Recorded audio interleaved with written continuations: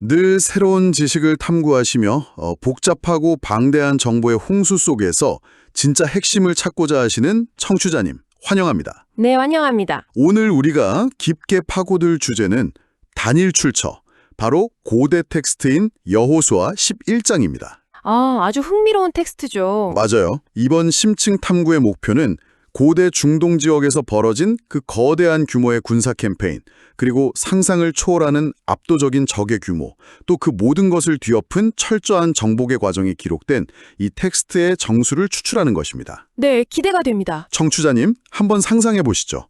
눈앞에 막끝이 보이지 않는 엄청난 규모의 다국적 연합군이 진을 치고 있습니다. 그들이 내뿜는 흙먼지가 하늘을 가리고 수만 마리의 군마가 울부짖는 소리가 땅을 울리는 거죠. 그야말로 장관이자 공포 그 자체였을 겁니다. 그러니까요. 그에 맞서야 하는 이스라엘 군대는 말 그대로 바람 앞에 등불 같은 상황이죠. 과연 이 불가능해 보이는 절망적인 무대 위에서 어떤 일들이 벌어졌을까요? 이 기록은 겉으로 쓱 훑어보기에는 그저 먼 옛날에 피 튀기는 전쟁 서사시 같거든요.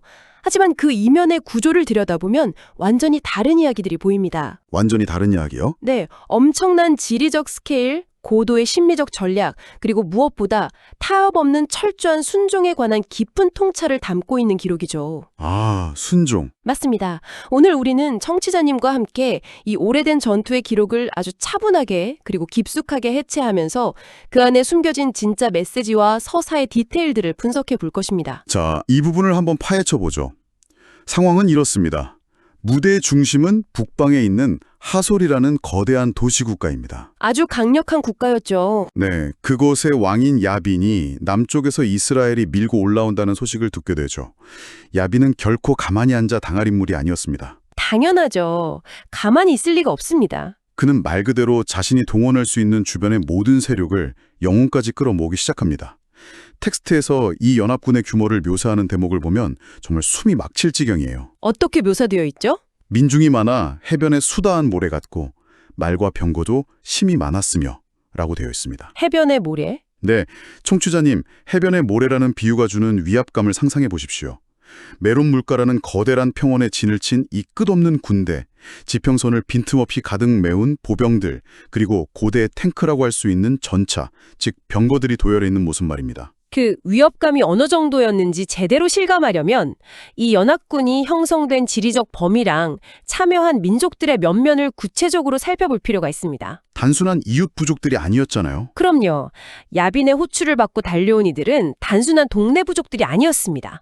마돈왕, 시므론왕, 악사방은 물론이고 북방의 험준한 난지, 아라바 평지, 서방 돌의 높은 곳에 있는 왕들이 모두 집결했습니다. 정말 사방에서 다 모였네요. 게다가 동쪽과 서쪽에 흩어져 살던 가나안 사람, 아모리 사람, 헷 사람, 브리스 사람, 여부스 사람, 그리고 히윗 사람까지 정말 총망라되었죠. 와, 아모리, 헷, 브리스, 이름만 들어도 숨이 차네요. 쉽게 말해 당시 그 지역에 살고 있던 이스라엘의 진격을 경계하던 모든 세력이 전례 없는 거대한 동맹을 맺었다는 거군요. 정확합니다. 이것은 국지전이 아니라 고대 가나안 지역 전체를 아우르는 방대한 규모의 약간 세계대전급 연합군이 형성되었다는 것을 의미합니다. 스케일이 다르네요. 이스라엘 입장에서는 사방이 적으로 둘러싸인 최악의 다국적 연합군을 마주한 셈입니다. 병력의 수적인 열세는 말할 것도 없고 무기의 질적인 면에서도 비교조차 할 수 없는 절대적인 열세에 놓이게 된 것이죠. 맞습니다. 상식적으로 생각하면 이스라엘 군대 지휘관이나 병사들에게 이 순간은 완벽한 절망과 공포의 시간이어야 합니다. 도저히 이길 견적이 안 나오는 싸움이니까요. 그렇죠. 절망적일 수밖에 없죠. 그런데 바로 이 숨막히는 타이밍에 반전이 일어납니다. 신의 개입이 등장하는 거죠.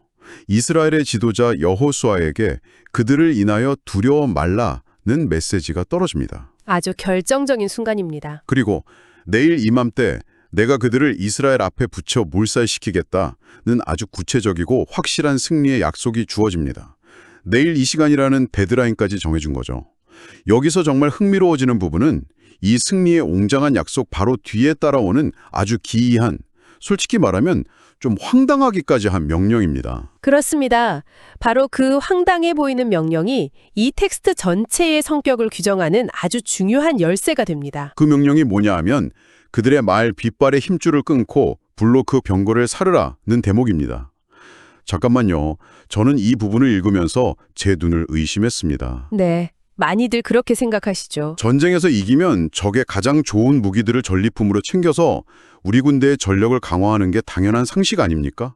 방금 뺏은 최신형 무기를 스스로 부숴버리라뇨? 군대 내부에서 반발이 엄청났을 것 같은데요. 여기서 매력적인 점은 바로 그 당대의 군사적 상식을 철저하게 뒤집어 버린다는 것입니다. 청취자님도 한번 생각해 보시죠. 네. 고대 전쟁에서 말과 철병거는 현대전으로 치면 핵무기나 최신형 스텔스 전투기에 맞먹는 최고의 비대칭 전력입니다. 엄청난 파괴력과 기동력을 가진 막대한 가치의 군사자산이죠. 그렇죠. 그걸 그냥 버리라니. 보병 위주였던 이스라엘 군대에게 이 병거들은 그야말로 꿈의 무기였을 겁니다. 그런데 그것을 전리품으로 취해서 이스라엘의 국방력으로 흡수하지 말고 철저히 파괴하라는 명령이 떨어진 겁니다. 말의 뒷발 힘줄을 끊는다는 건 어떤 의미인가요? 잔인하게 들리기도 하는데요. 고대 사회에서 말의 뒷발 힘줄을 끊는다는 것은 그 동물을 죽이지는 않되 다시는 군마로서 짐을 끌거나 전장을 누비는 전쟁 무기로 사용할 수 없게 만드는 확실한 조치였습니다. 아, 죽이는 건 아니군요. 네, 농사용이나 운송용으로는 어떨지 몰라도 전차를 끄는 강력한 동력원으로서의 기능은 영구적으로 상실되는 거죠. 그리고 병거를 불태운다는 것은 그 물리적인 살상력을 완전히 잿더미로 만들어버리는 것입니다. 철저한 파괴네요. 이 기록은 아주 분명한 의도를 보여주고 있습니다. 승리한 이후에 눈에 보이는 강력한 무력, 즉 타인의 화려한 힘에 매료되어 그것에 의존하게 되는 상황 자체를 원천적으로 차단하겠다는 것입니다. 와, 정말 놀랍네요. 눈앞에 스텔스기가 수백 대가 있는데 그걸 다 고철로 만들어버리라는 거잖아요. 바로 그겁니다. 인간이라면 당연히 느끼게 될 무기에 의존하려는 본능을 미리 뿌리 뽑겠다는 거군요. 그리고 더 놀라운 건 이스라엘 군대가 이 상식밖의 명령을 군말 없이 그대로 실행에 옮긴다는 겁니다. 메론 물가에서 여호수아와 군대가 졸지에 습격을 감행하죠. 수비에만 치중해도 모자랄 판에 오히려 선제 기습 공격을 한 겁니다. 맞습니다. 수비적인 태세를 취할 것이라는 적의 방심을 역이용한 탁월한 기습전술이었습니다. 이 기습으로 거대한 연합군은 완전히 통제력을 잃고 무너집니다. 전투의 결과는 텍스트에 아주 속도감 있게 마치 액션 영화의 클라이막스처럼 묘사됩니다. 이스라엘 군대는 패주하는 적들을 서북 쪽의 큰 시돈과 미스로 바임, 그리고 동편으로는 미스바 골짜기까지 단 한 사람도 남기지 않고 끝까지 쫓아가서 격파해버립니다. 엄청난 추격전이죠? 그리고 텍스트는 굳이 이 사실을 콕 집어서 다시 언급합니다. 앞서 우리가 이야기했던 그 기이한 명령, 즉 말의 뒷발 힘줄을 끊고 그들의 병거를 불로 사르는 일을 여호수아가 명령대로 정확하게 실행했다고요. 전투의 전개 속도와 스케일도 대단하지만 여기서 우리가 주목해야 할 또 다른 중요한 포인트가 있습니다. 어떤 포인트인가요? 바로 북방연합군의 중심이었던 하솔이라는 도시의 극적인 몰락입니다. 텍스트를 유심히 읽어보면 하솔을 가리켜 본래 그 모든 나라의 머리였다고 특별히 지칭하고 있습니다. 우두머리였다는 뜻이네요. 단순히 큰 도시가 아니라 이 거대한 군사 캠페인을 기획하고 수많은 왕들을 불러모은 심장부이자 권력의 정점이었다는 뜻이죠. 뱀의 머리를 정확히 쳐버린 거군요. 여호수아가 전장으로 돌아와서 그 하솔을 취하고 왕을 칼로 쳐 죽입니다.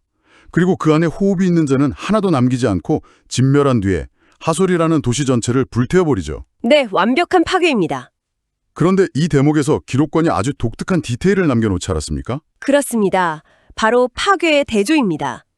텍스트를 유심히 읽어보면 권력의 중심이었던 하솔은 잿더미로 완전히 불태웠지만 산 위에 건축된 성읍들은 이스라엘이 불사르지 아니하였다고 명확하게 기록되어 있습니다. 하솔만 불태우고 다른 곳은 남겨뒀다. 게다가 불태우지 않은 그 다른 성읍들의 재물과 가축은 이스라엘 자손들이 전리품으로 탈취해서 자신들의 소유로 삼습니다. 사람들을 진멸했지만 물자와 가축은 챙겼고 도시의 건축물은 무너뜨리지 않고 남겨두었다는 거네요. 오직 하솔만이 불에 타서 지도에서 지워졌고요. 왜 이런 차이를 둔 걸까요? 이는 하솔이 상징하는 바가 그만큼 컸기 때문입니다. 연합군의 상징이자 반란의 중심인 하솔을 철저히 멸망시킴으로써 이스라엘은 이 지역의 지배계군에게 강력한 군사적, 심리적 종지부를 찍은 것입니다. 아주 본보기를 보여준 거네요. 그리고 이 모든 과정에서 나타나는 진멸, 즉 호흡이 있는 자를 남기지 않았다는 표현은 고대 중동 지역의 전쟁 기록에서 종종 등장하는 특수한 형태의 전쟁 방식입니다. 이를 온전히 신에게 바치는 제의적이고 철저한 파괴 행위로 이해했던 당시의 세계관이 반영된 것이죠. 병거는 미련 없이 태워버리고 가축은 챙기고 심장부인 하솔은 완전히 태우고 다른 산 위의 성읍들은 남기고 이스라엘의 행동을 보면 감정에 휩쓸리거나 전장의 광기에 미쳐서 무차별적으로 파괴한 게 아니네요. 감정적인 복수가 아니었죠. 뭔가 아주 고도로 계산되고 철저한 원칙, 즉 주어진 매뉴얼에 따라 기계처럼 움직이고 있다는 느낌이 강하게 듭니다. 이것을 더 큰 그림과 연결해 보면 이 복잡한 정복 캠페인의 진정한 핵심 동력이 무엇인지 알 수 있습니다. 그것은 이스라엘의 뛰어난 전술도 무기의 우수성도 아니었습니다. 바로 순종입니다. 순종이요? 텍스트의 15절을 보면 이 점이 매우 명확하고 장엄하게 요약되어 있습니다. 여호와께서 그 종 모세에게 명하신 것을 모세는 여호수아에게 명하였고 여호수아는 그대로 행하여 하나도 행치 아니한 것이 없었더라. 하나도 행치 아니한 것이 없었더라. 100% 완벽하게 매뉴얼을 따랐다는 거네요. 지휘관으로서 자신의 공로를 내세우거나 상황에 따라 적당히 타협하고 싶은 유혹이 분명히 있었을 텐데 말이죠. 엄청난 유혹이었을 겁니다. 자, 이렇게 폭풍 같았던 메론 물가의 기습 전투와 하솔의 몰락을 짚어봤습니다. 방금 전까지만 해도 단숨에 적의 심장부를 도려내는 블록버스터 액션 영화 같았잖아요. 그런데 여기서 갑자기 장르가 바뀝니다. 숨막히는 참호전 같은 기나긴 소모전이 시작되는 거죠. 기록을 보면 이 전쟁이 우리가 생각했던 것처럼 며칠 만에 끝난 게 아닙니다. 맞습니다. 16절 이하의 기록을 보면 전투의 지리적 범위가 남쪽의 척박한 한락산에서부터 북쪽 레바논 골짜기의 바알갓까지 방대하게 확장됩니다. 엄청나게 넓어졌네요. 가나안 땅의 남북을 가로지르는 엄청난 스케일이죠. 그리고 텍스트는 그 모든 왕과 싸운 지는 여러 날이라고 명시합니다. 고대 히브리어 표현에서 이는 며칠이 아니라 매우 오랜 기간, 어쩌면 수년에 걸친 진 전쟁이었음을 암시합니다. 그래서 이 모든 게 무슨 의미일까요? 저는 여기서 아주 현실적이고 합리적인 의문이 하나 생기는데요. 이렇게 길고 피말리는 전쟁을 하면서 그리고 북방의 최강국이었던 하솔이 잿더미가 되는 걸 두 눈으로 똑똑히 보면서도 어떻게 항복하거나 외교적으로 협상을 시도하는 나라가 하나도 없었을까요? 아주 예리한 질문입니다. 텍스트를 보면 기브온 거민, 즉 히윗 사람 외에는 이스라엘과 화친한 성읍이 단 하나도 없었다고 나옵니다. 나머지는 다 무력으로 쳐서 취했다고요. 도대체 왜 다들 끝까지 고집을 피우다 멸망하는 길을 택했을까요? 눈치가 있다면 항복하는 게 상식 아닌가요? 청취자님께서도 분명 같은 의문을 가지셨을 겁니다. 바로 그 지점이 이 고대 텍스트가 가진 독특하고도 서늘한 세계관이 드러나는 대목입니다. 원문 20절은 이 상황의 원인을 아주 명확하게 설명하고 있습니다. 그들이 이스라엘과 화친하지 않고 끝까지 무모하게 대적하게 된 것은 그들의 마음이 강팍해졌기 때문이라는 겁니다. 마음이 강팍해졌다, 고집스럽고 완고해졌다는 뜻이죠. 그런데 왜 갑자기 다들 그렇게 완고해진 겁니까? 놀랍게도 텍스트는 그들의 마음을 강팍하게 한 주체가 바로 신이라고 기록하고 있습니다. 여호와께서 그리하게 하신 것이라고 말이죠. 신이 직접 그렇게 만들었다고요? 네, 목적도 분명하게 제시됩니다. 그들이 이스라엘로부터 어떤 은혜나 자비도 입지 못하고 오히려 그 완고함 때문에 끝까지 싸우다 철저히 진멸되게 하려 하심이었다는 것입니다. 아, 그러니까 적들이 화친을 거부하고 이길 수 없는 싸움에 맹렬히 뛰어든 것조차도 그들 스스로의 자유의지라기보다는 이미 이 거대한 서사에 철저한 파괴 계획 안에 세팅되어 있던 값이라는 뜻이군요. 정말 압도적인 묘사네요. 모든 것이 단 하나의 예외나 변수 없이 절대자의 마스터 플랜 안에서 통제되고 있었다는 고대인들의 시각이 고스란히 느껴집니다. 당시 사람들의 운명론적인 서사 방식이 아주 잘 드러나는 대목이죠. 자, 이제 이 기나긴 전쟁의 대장 정도도 드디어 막바지에 이릅니다. 그리고 이 피날레에 장식하는 아주 특별하고 흥미로운 장애물이 하나 등장하죠.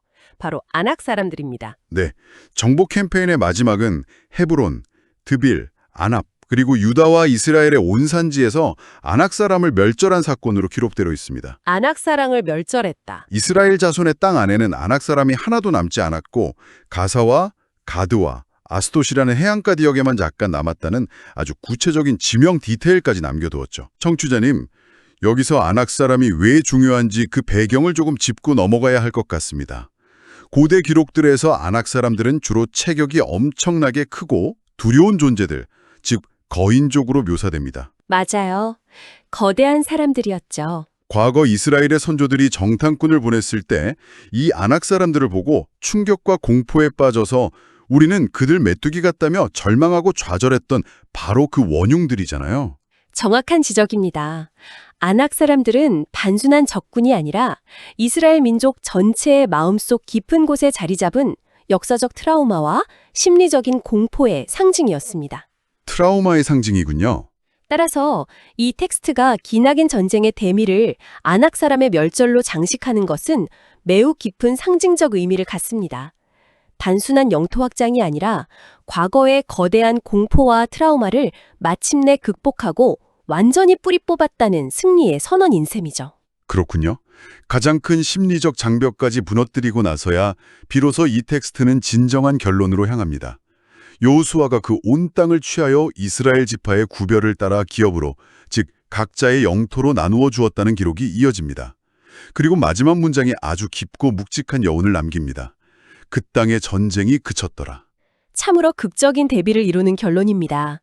북방의 하소로왕 야빈이 셀 수 없이 많은 다국적 연합군을 소집하면서 시작된 그 숨막히는 긴장감과 혼란이 피비린내는 기나긴 정복과 분배의 과정을 거쳐 마침내 전쟁의 종식과 평화라는 궁극적인 질서 상태에 도달한 것입니다. 엄청난 여정이네요.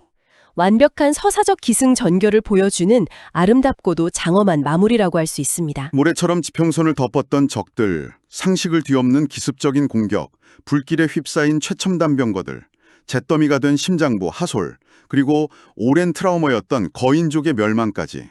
오늘 우리는 마치 한편의 거대한 고대 서살시 한가운데를 뚫고 지나온 것 같습니다. 정말 스펙터클한 기록이었습니다. 청취자님, 오늘 우리가 깊숙이 다룬 이 압도적인 스케일의 전쟁, 그리고 승리 앞에서도 철저하게 자신만의 원칙을 따랐던 이 고대의 기록이 치열한 현대를 살아가는 우리에게는 과연 어떤 의미를 가질 수 있을까요? 이런 중요한 질문을 던지게 하죠. 우리는 각자의 삶 속에서 필연적으로 이스라엘이 마주했던 메론 물가의 연합군처럼 압도적인 자원을 가진 경쟁자나 도저히 내 힘으로는 이길 수 없을 것 같은 거대한 난관을 마주할 때가 있습니다. 누구나 그런 순간이 있죠. 사방이 적으로 둘러싸인 것 같은 절망감을 느끼기도 하죠. 그럴 때 우리는 어떻게 대처해야 할까요? 이 수천 년 전의 텍스트는 그 해답이 눈앞의 화려한 기술이나 타인의 압도적인 무기를 모방하고 소유하는 것에 있지 않다고 말합니다. 남의 병거를 탐내지 않는 거군요. 오히려 유혹을 뿌리치고 자신에게 주어진 지침과 고유한 원칙을 묵묵히 실행하는 것, 즉 자신이 통제할 수 있는 일에만 온전히 집중하는 것이 얼마나 강력한 힘을 발휘하는지를 증명해 보여줍니다. 깊이 공감합니다. 여기서 조금 더 나아가서 오늘 탐구를 마무리하며 청취자님과 한 가지 도발적인 생각을 나누고 싶습니다. 우리는 앞서 이스라엘이 승리한 직후 적의 최첨단 무기인 병거를 불태우고 군마의 심줄을 끊어버렸다는 사실을 짚어보았습니다. 상식을 파기한 그 행동 말이죠. 맞습니다. 하지만 이것이 단순히 고대의 물리적인 무기를 파괴한 행위를 넘어 그 결단이 그들 스스로에게 미친 심리적 영향을 한번 상상해 보십시오. 그들은 적의 훌륭한 도구를 전리품으로 삼아 앞으로의 전쟁을 훨씬 더 쉽고 편하게 치를 수 있는 기회를 스스로 원천 차단했습니다. 왜 그랬을까요? 유혹을 완전히 없애버린 거네요. 그렇게 함으로써 그들은 타인의 힘이나 외구의 화려한 도구에 기대고 의존하려는 인간의 나약한 유혹 그 자체를 불태워버린 것입니다. 청취자님, 혹시 당신의 삶이나 커리어에도 지금 당장 과감하게 불태우거나 잘라내야 할 남들의 병거가 있지는 않습니까? 아주 묵직한 질문입니다. 겉보기에 나를 더 빠르고 쉽게 성공의 길로 이끌어줄 것처럼 보이지만 사실은 당신만의 진정한 장점을 갉아먹고 당신이 굳게 지켜야 할 고유한 원칙을 흐리게 만드는 그 화려한 도구들 말입니다. 남들이 다 하니까 나도 가져야만 할 것 같은 그 불안감의 실체일 수도 있죠. 오늘 당신이 미련 없이 끊어내야 할 당신 삶의 말의 힘줄은 과연 무엇인지 조용히 고민해 보시는 시간이 되었으면 합니다. 지금까지 깊은 탐구에 함께 해주셔서 감사합니다.